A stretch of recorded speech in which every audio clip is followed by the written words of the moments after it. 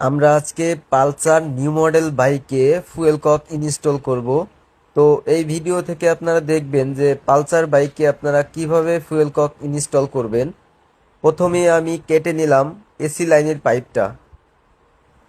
ভিডিওটি একটু খেয়াল করে দেখবেন যে আপনারাও নিজেরাও কিন্তু চাইলে এই ফুয়েল ককটি ইনস্টল করতে পারবেন, একটু খেয়াল করে দেখবেন।